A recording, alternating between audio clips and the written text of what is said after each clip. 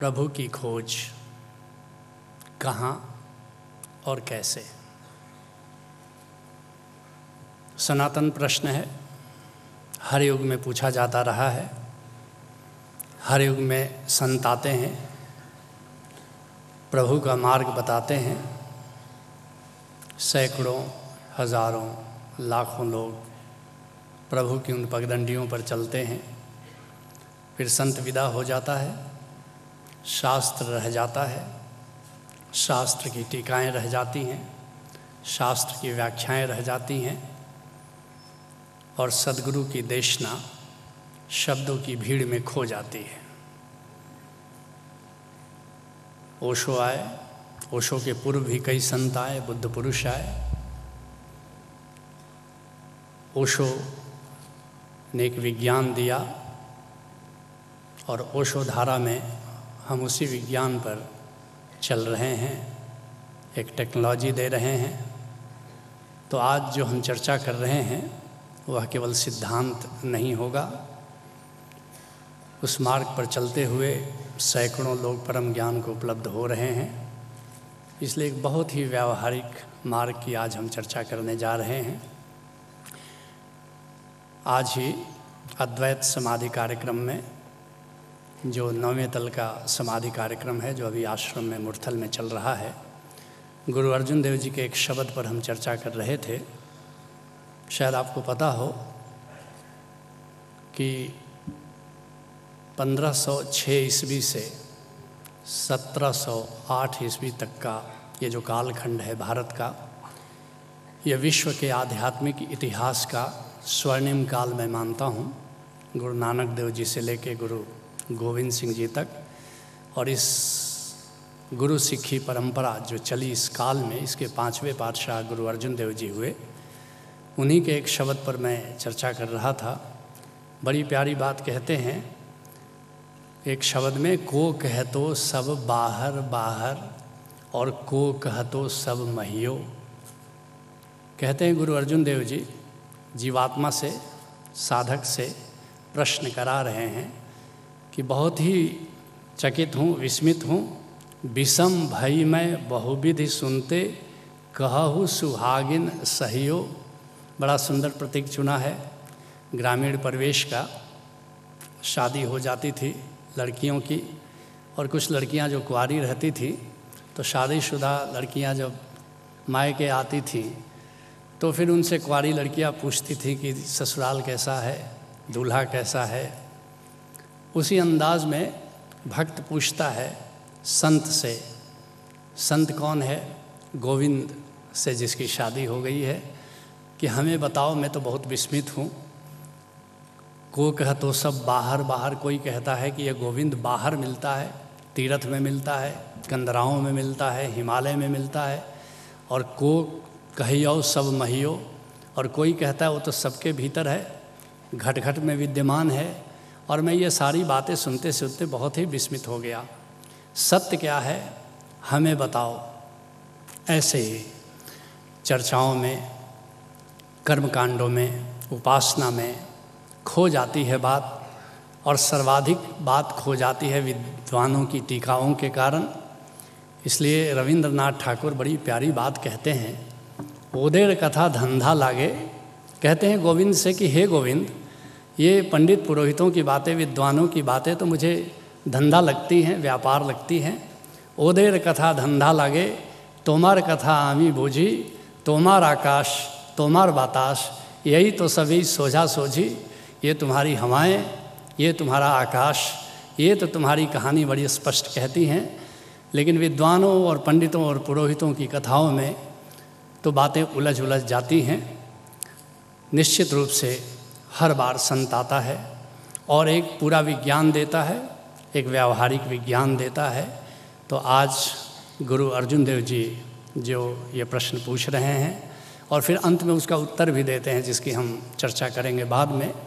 अभी केवल उन पड़ावों की चर्चा करते हैं जिस पर चलकर कोई भी कभी पहुंचा है परमात्मा के द्वार पर, परमात्मा के साथ उसने एकत्व का अनुभव किया है, अद्वैत का अनुभव किया है, परम ज्ञान का अनुभव किया है। पहले पड़ाव पर पूजा है अर्चना है, उपासना है। किसी धर्म में कोई पैदा हुआ हो, परंपरा में पैदा हुआ हो, लेकिन शुरू तो बात पूजा से ही हो सकती है, उपासना से ही हो सकती है, संस्कारगत धर्म से ही हो सकती है।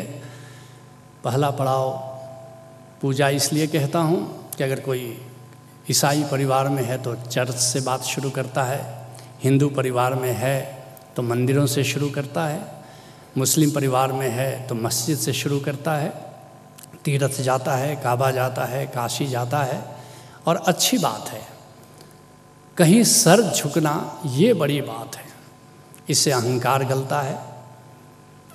कहीं सर झुका दो। मैंने तो अपनी मौज में अपना सर झुका दिया, अब खुदा मालूम कि वो काबा था कि बुतखाना था। अपना सर झुका दिया हमने, काबा के सामने सर झुका कि काशी के सामने, मंदिर के सामने सर झुका, ये बात गौण है। भीतर का एक भाव कहीं तो जुड़ा, कहीं तो परमात्मा दिखा। जान कर अनजान बन जा, जब की पूजा भाव उमड़ा, पूछ मत आराध्य कैसा, मृत्तिका के पिंड से कह दे कि तू भगवान बन जा, जान कर अनजान बन जा। कैसे थे लोग? ओशो कहते हैं कि बड़े अद्भुत थे लोग जो वृक्ष में परमात्मा को देख लेते थे, नदियों में परमात्मा को देख लेते थे, जल में परमात्मा को देख लेते थे, पाषाण में परमात्मा को देख लेते थे। निश्चित रूप से ऐसा भाव जब आ जाए तो कहीं भी सर झुका दो, और सर झुकाने से बात शुरू हो जाती है। ये पूजा प्रभु को बाहर खोजना है। प्रभु हम सोचते हैं धन बाहर खोजते हैं, यश बाहर खोजते हैं, प्रतिष्ठा बाहर खोजते हैं। ऐसे ही प्रभु को भी बाहर तीर्थों में, मंदिरों में, मस्जिदों में हम खोजते हैं। जिसके लिए मलूक दास कहते हैं कि पहला पद है देई देवा। ये पहला कदम देवी और देवताओं से ही उठता है, लेकिन रुक जाना यहाँ, इस पड़ाव पर ही रुक जाना, ये ठीक नहीं है। इस पड़ाव से आगे बढ़ना होता है। मलूक दास से किसी ने पूछा कि आगे के क्या पड़ाव हैं? कहते हैं पहला पद है देवी देवा, दूजा नेम। अब थोड़ा नियम व्रत करो, अनुष्ठान करो, मगर यहाँ भी रुक मत जाना। तीजा आचारा, अब सदाचार, अब थोड़ी नैतिकता की बात है, अब अच्छे इंसान बनो। लेकिन कहते हैं मलूक दास कि तीजे पद में सब जग उलझा। सदाचार में आके लोग फंस जाते हैं, और सदाचार से, नैतिकता से एक पाखंड पैदा हो जाता है, और यहीं पर अधिकतर लोग उलझ जाते हैं। और मलूक दास कहते हैं कि यहाँ मत उलझ जाना, यहाँ भी मत रुक जाना। चौथा अपरंपारा, अब मैं अनुभव पद ही समाना। ये चौथा जो तुरीयावस्था है, ये जो चौथा पद है, जहाँ ध्यान है, सुमिरन है, समाधि है, मलूक दास का इशारा उस ओर है कि वहाँ हमें जाना है। शंकराचार्य ने 4 धाम बनाए और खूब देश भ्रमण किया, तीर्थाटन किया। लेकिन शंकराचार्य से किसी ने पूछा कि ये जो 4 धाम आपने निर्मित किए हैं, अगर इसका भ्रमण हम कर लें, इन तीर्थों पर हो आएँ, तो क्या हम परम ज्ञान को उपलब्ध हो जाएंगे? शंकराचार्य अद्भुत बात कहते हैं, बहिर्पूजा धमाधमा। ये बाहर की जो पूजा है, ये बिल्कुल नर्सरी प्राइमरी स्कूल की बात है। असली बात है कि इससे भी ऊपर जाना है। स्तुति जप अधमो भावो, ये जो स्तुति जप पूजा से और थोड़े ऊपर की बात है। ध्यान भावश्च मध्यमा, हाई स्कूल में अगर प्रवेश करना है तो ध्यान में प्रवेश करना होगा, मगर ध्यान पर भी रुक नहीं जाना है। उत्तमो ब्रह्म सद्भावो, ब्रह्म को जानना है और ब्रह्म की स्मृति में जीना है। ये यूनिवर्सिटी की बात हुई। तो निश्चित रूप से जो पूजा पर अटक जाते हैं उनको वहाँ अटकना नहीं है, आगे जाना है। तो आओ फिर आगे के पड़ाव की चर्चा करते हैं। दूसरे पड़ाव पर अध्ययन है, शास्त्र है। अब शास्त्र को जिस धर्म में जो भी जन्मा है, पहले वहाँ से शुरू करे और बाकी दूसरे धर्मों का भी, दूसरे सद्गुरुओं का भी शास्त्र पढ़े, गीता पढ़े, कुरान पढ़े, बाइबिल पढ़े। लोग शास्त्रों में उसको खोजते हैं, और अध्ययन में जो खोज है, एक तरह से कह सकते हो कि शास्त्र में प्रभु की खोज है। पूजा क्या है? बाहर प्रभु की खोज है। शास्त्र में प्रभु की खोज का ही नाम अध्ययन है। हम पढ़ते हैं और अच्छी बात है। गौतम बुद्ध का धम्मपद पढ़ें, ओशो की किताबें पढ़ें, रामायण पढ़ें, बाइबल पढ़ें, बड़ी अच्छी बात है। और शास्त्र एक तरह से प्यास पैदा करता है हमारे लिए। लेकिन एक बात याद रखना, जब तक संत जिंदा है, जब तक उसकी किताब पढ़ते हो, वो शास्त्र का हिस्सा नहीं है। ओशो का एक सन्यासी हैं, हमारे मित्र हैं, स्वामी प्रेम मूर्ति। जब हम पूना गए तो उन्होंने एक सवाल पूछा ओशो से कि ओशो, आप तो कहते हो कि शास्त्र पढ़ने से कुछ नहीं होगा, लेकिन हम तो आपकी ही किताब पढ़ करके यहाँ पर आए हैं। ओशो ने बड़ा प्यारा उत्तर दिया। उन्होंने कहा कि देखो, अभी मैं ज़िंदा हूँ और अभी जो प्रवचन मेरे किताब का रूप ले रहे हैं और तुम जो पढ़ रहे हो, वो शास्त्र नहीं है, वो मेरी प्रेम पांति है। एक दिन मैं शरीर से विदा हो जाऊँगा, निश्चित वो शास्त्र का हिस्सा हो जाएगा। तो इस भेद को खूब समझना। अभी आप प्रवचन सुन रहे हो, निश्चित रूप से ये कल किताब के रूप में छप जाएंगे, लेकिन जब तक शरीर में हैं हम सब, तब तक ये शास्त्र नहीं है। एक दिन शरीर से हम भी विदा हो जाएंगे और तब निश्चित ही वो शास्त्र का हिस्सा हो जाएगा। इसको एक नए अंदाज में कभी हमने लिखा था, धर्म पुस्तक है संतों की पाती, अब न दूल्हा रहा ना बाराती। संत विदा हो गया, ओशो विदा हो गए, अब न दूल्हा रहा न बाराती रहे। आदमी किंतु अब तक बंधा है, धर्म के नाम पर जो बचा है, आग थोड़ी है ज़्यादा धुआं है। याद रखना, जब संत शरीर में होता है तो एकदम जिंदा आग होता है, लेकिन जब वो विदा हो जाता है, बुद्ध विदा हो गए, कृष्ण विदा हो गए, अब थोड़ी सी आग है। जैसे गांव में अंगीठी होती है, उस पर भीतर आग होती है, ऊपर राख ही राख होती है। इसलिए फिर से संत को आना पड़ता है, राख को जरा साफ करता है और भीतर से आग प्रकट हो जाती है। इसलिए धर्म ग्रंथों में खोजना ज़रूर, धर्म ग्रंथों को पढ़ोगे तो प्यास जरूर पैदा होगी, लेकिन धर्म ग्रंथों पर रुक मत जाना, उनसे भी आगे के पड़ावों को पार करना है। इसलिए बच्चन एक बड़ी प्यारी बात कहते हैं, धर्म ग्रंथ सब जला चुकी हो जिसके अंतर की ज्वाला, मंदिर मस्जिद गिरजे सबको तोड़ चुका जो मतवाला, पंडित मोमिन पादरियों के फंदों को जो काट चुका, कर सकती है आज उसी का स्वागत मेरी मधुशाला। जो धर्म ग्रंथ को भी पीछे छोड़ देने को तैयार हैं, जो धर्म ग्रंथ से भी आगे बढ़ने को तैयार हैं, याद रखना प्रभु उनकी प्रतीक्षा करता है, प्रभु तक वे ही पहुँच पाते हैं। इसलिए आओ अब तीसरे पड़ाव की चर्चा करते हैं। तीसरे पड़ाव पर स्वाध्याय है, और अध्ययन और स्वाध्याय के भेद को समझ लेना। स्वाध्याय है जीवन में प्रभु की खोज। अब जीवन की घटनाओं से सीखो, जीवन की किताब को पढ़ो। बाहर की किताब पढ़ने से परम तत्व को नहीं जाना जा सकता, इस जीवन की किताब को पढ़ना होता है। नीरज की एक बड़ी प्यारी कविता है, मेरी मुमताज़ अगर शाहजहाँ होता मैं, तो एक ताजमहल तेरे लिए बनवाता, सब सितारों को कलाई में तेरी जड़ देता, सब बहारों को तेरे अंक में बिठला आता, किंतु मैं शाहजहाँ हूँ न सेठ साहूकार, एक शायर हूँ गरीबी ने जिसे पाला है, दिया है देश निकाला हंसी खुशी ने जिसे, और जिसकी कि सुबह का भी गगन काला है, कांपती लौ ये सियाही ये धुआं यह काजल, अपनी सब उम्र इन्हें गीत बनाने में कटी, कौन समझे मेरी आँखों की नमी का मतलब, जिंदगी वेद थी पर जिल्द बंधाने में कटी। हमारे पास जो ये ज़िंदगी है ये वेद की तरह है, लेकिन एक जिल्द साज जैसे अपनी दुकान पर आई किताबों के साथ बस जिल्द से ही नाता रखता है, ऐसे ही हम करीब करीब अपनी ज़िंदगी के साथ हम जिल्द साज की तरह व्यवहार करते हैं। जिल्द साज अगर ऐसा करता है तो उसका अपराध क्षमा के योग्य है, क्योंकि जो किताब उसके पास आई उसकी नहीं, जो उसमें लिखा है वो भी उसका लिखा हुआ नहीं है। लेकिन अगर हम भी अपनी ज़िंदगी के इस वेद के साथ, ज़िंदगी की इस गीता के साथ ऐसा दुर्व्यवहार करते हैं तो हमारा अपराध क्षम्य नहीं है, क्योंकि इसमें जो भी लिखा है हमने स्वयं लिखा है और ये किताब हमारी अपनी है। इस किताब को पढ़ना होता है, जो भी घटना घटे जीवन में उससे कुछ सीखना पड़ता है। पढ़ लेता जो अपनी किताब, पा जाता जीवन का सुराग। इस जीवन की किताब को जो पढ़ते हैं प्रभु की पगडंडियों पर बहुत आगे बढ़ जाते हैं, लेकिन अधिकतर लोग अपने जीवन की इस किताब को पढ़े बिना विदा हो जाते हैं। याद रखना, चुकता जाता है तेल और जलती जाती तन की बाती, रह जाती तब भी रात बहुत, जिंदगी न खुद को पढ़ पाती। इसके पहले कि तेल जले, खुद की किताब पढ़ ले पगले। स्वाध्यायम शरणम गच्छामि, भज ओशो शरणम गच्छामि। इसलिए तीसरा पड़ाव स्वाध्याय है। लेकिन बहुत लोग जीवन पर ही रुक जाते हैं। बहुत सारी परंपराएं हैं जो केवल आर्ट ऑफ लिविंग पर रुक जाती हैं। नहीं, उससे भी आगे बढ़ना है। और चौथे पड़ाव पर सत्संग है। सत्संग क्या है? अब भीतर प्रभु की खोज के लिए मुड़ना है। अब यहाँ से दिशा बदलती है।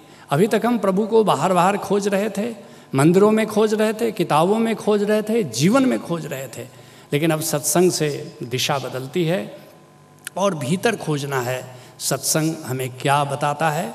गोस्वामी तुलसीदास जी कहते हैं कि बिन सत्संग विवेक न होई, राम कृपा बिन सुलभ न सोई। सत्संग एक विवेक पैदा करता है। और विवेक क्या है? कि परमात्मा को भीतर पाना है। बाहर परमात्मा को किसी ने आज तक पाया नहीं। जिसने भी पाया है उसने भीतर पाया है। और अगर यह विवेक पैदा हो जाए कि परमात्मा को हमको भीतर जा कर के पाना है, तो समझना सत्संग सफल हुआ। कबीर साहब कहते हैं, और सारे संत कहते हैं, लेकिन कबीर साहब बहुत स्पष्टता से कहते हैं कि मोह को कहाँ ढूंढे बंदे, मैं तो तेरे पास में, तेरे निकट हूँ। तू कहाँ जा रहा है हिमालय, कहाँ जा रहा है मंदिरों में? कबीर साहब लेकिन इस बात पर बड़ा जोर देते हैं कि सत्संग किसको कहोगे? जो तुमको भीतर मोड़ दे, जो तुम्हारे भीतर प्रभु विद्यमान है, जो तुम्हारे भीतर ओंकार रूप में प्रभु विद्यमान है, अगर उसकी चर्चा हो तो सत्संग। कहते हैं संगत ही जर जाओ न चर्चा राम की, दूल्हा बिन बारात कहो किस काम की।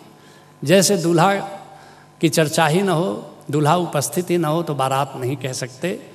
ठीक ऐसे ही अगर सत्संग में ओंकार की चर्चा ना हो, नाम की चर्चा ना हो, भीतर तुमको ले जाने की चर्चा ना हो, निरंकार की चर्चा ना हो, तो समझना कि वो सत्संग नहीं है। वह तो सत्संग एक कुसंग ही कह सकते हो, मनोरंजन ही कह सकते हो। इसलिए सत्संग मैं उसे कहना चाहता हूँ जो तुम्हारे भीतर एक खोज की प्रेरणा भर दे कि हमें भीतर जाना है, अपने निराकार से जुड़ना है, अपने ओंकार से जुड़ना है, तो उसको मैं सत्संग कहूँगा। लेकिन बहुत सारे लोग हैं जो सत्संग पर रुक जाते हैं, बस प्रवचन सुनते हैं और सोचते हैं कि इसी से हमारा जो कुछ भी होना होगा होगा। नहीं, सत्संग भी एक पड़ाव है। और उसके आगे पांचवें पड़ाव के रूप में संतों ने ध्यान की बात कही है। ध्यान क्या है? निराकार में प्रभु की खोज। अब तक तो हम आकार आकार में थे, चाहे मंदिरों में जा रहे थे, कि शास्त्र पढ़ रहे थे, कि सत्संग कर रहे थे, अब तक हम आकार आकार में थे। लेकिन अब ध्यान का अर्थ है कि अब आकार को विदा करो, अब निराकार में प्रभु की खोज करो। दरिया साहब राजस्थान के बड़े प्यारे संत हुए, कहते हैं तज विकार। क्या करना है प्रभु को पाने के लिए? अहंकार को छोड़ो, तज विकार, आकार तज। अब शरीर से भी भीतर चलो, निराकार को ध्याय। अब निराकार में चलो, भीतर जो शून्य है, अब उस शून्य में चलो। अभी ध्यान के प्रयोग होंगे, माँ ओशोप्रिया जी कराएंगी और फिर आपको वो निराकार तक ले जाएंगी। तब आप देखोगे कि कितनी सहजता से आप निराकार में जा सकते हो ध्यान के माध्यम से। तज विकार आकार तज, निराकार को ध्याय, और निराकार में बैठकर निराधार लौ लाए। पूरा विज्ञान जैसे दरिया साहब ने दे दिया। आगे की पगडंडियों, आगे के पड़ावों की उन्होंने चर्चा कर दी। तो असली बात है कि ध्यान का उद्देश्य निराकार से जुड़ना है। एक राधा स्वामी मत के प्रवर्तक शिवदयाल सिंह जी हुए, जिनको प्यार से हम स्वामी जी महाराज कहते हैं कि बहुत से लोग ध्यान पर ही रुक जाते हैं। ओशो ने ध्यान की बड़ी चर्चा की। ध्यान के प्रति पूरे जगत में जितनी प्यास ओशो ने पैदा की, उतनी शायद ही किसी और ने की। लेकिन एक हर सौभाग्य के साथ एक दुर्भाग्य भी जुड़ा होता है। बहुत सारे लोग ध्यान पर ही रुक गए। ध्यान के आगे पड़ावों की जो ओशो ने चर्चा की थी, आज भी जिसकी चर्चा हम करने जा रहे हैं, बस उधर जाने को उनकी अंतः प्रेरणा नहीं जगी। इसलिए स्वामी जी की बात बड़ी सारगर्भित है। कहते हैं शब्द बिना सब झूठा ज्ञान और शब्द बिना सब झूठा ध्यान। शब्द ओंकार को कहते हैं, जो भीतर परमात्मा की गूंज है, जो भीतर परमात्मा का आलोक है। कहते हैं कि अगर उस निराकार में ही तुम रुक गए, उस निराकार में गूंज रहे ओंकार को नहीं जाना, उस निराकार में जगमगाते हुए परम आलोक को नहीं जाना, तो तुम्हारी यात्रा अधूरी रह जाएगी। इसलिए आओ अगले पड़ाव की चर्चा करते हैं। छठे पड़ाव पर पूरा गुरु है। पूरा गुरु का अर्थ है जिसने नाम को जाना, जिसने ओंकार को जाना और जो तुम्हें भी बताने को राजी है, तुम्हें भी जो उसका रहस्य बताने को राजी है। और पूरा गुरु के साथ ही एक नई खोज शुरू होती है, गुरु में प्रभु की खोज। क्योंकि कोई एक ऐसा दिख जाए जिसके भीतर तुमको परमात्मा का दीदार हो जाए। परमात्मा को पाने के कई संतों ने तो 2 ही कदम कहा है। पहला, गुरु में परमात्मा का दर्शन करो और फिर स्वयं में परमात्मा का दर्शन करो। और कई संत फिर 3 कदम की बातें करते हैं। अगला कदम कहते हैं फिर सब में परमात्मा का दर्शन करो। लेकिन पहला दीदार अगर परमात्मा का कहीं होता है तो वह गुरु में ही होता है। तो निश्चित रूप से अब यहाँ पर ध्यान तक तो तुम स्वयं भी जा सकते हो, लेकिन ध्यान के आगे की जो यात्रा है वो बिना पूरा गुरु के हो नहीं सकती है। अब यहाँ पर कामिल मुर्शिद से जुड़ना ज़रूरी होता है। तब यहाँ एक कामिल मुर्शिद की तलाश करो। संतों से सत्संग करते करते कहीं न कहीं किसी संत से तुम्हारा हृदय से नाता जुड़ जाता है, जो तुम्हारा पूरा गुरु होता है। गुरु नानक देव जी से किसी ने पूछा ईश्वर की खोज कैसे करें? गुरु नानक देव जी ने कहा गुरु से। लोगों ने पूछा गुरु को कैसे खोजें? उन्होंने कहा सत्संग से।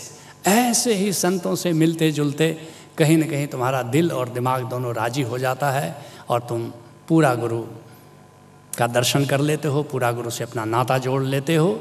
और पूरा गुरु अगर मिल जाए तो तुम्हारी आधी खोज पूरी हो गई। पलटू साहब एक बड़े महान संत थे और उन्होंने खूब तपस्या की, खूब अनुष्ठान किया, खूब कर्मकांड किया, खूब शास्त्र पढ़े, वेद पढ़े, षट दर्शन पढ़े, लेकिन पलटू साहब को परमात्मा नहीं मिला। और जब मिला तो गोविंद साहब, उनके सतगुरु गोविंद साहब थे, जब उनसे उनका नाता जुड़ा। बड़ी अच्छी परंपरा है। गोविंद साहब के गुरु भीखा साहब हैं, भीखा साहब के गुरु गुलाल साहब हैं, गुलाल साहब के गुरु बुल्ला साहब हैं। बड़ी सुंदर परंपरा है संतों की। ये भुरकुड़ा एक जगह है उत्तर प्रदेश में। तो पलटू साहब भी जब परम ज्ञान को उपलब्ध हुए तो अपने गुरु के द्वारा उपलब्ध हुए। और करीब करीब हम सब की कहानी पलटू साहब की कहानी है।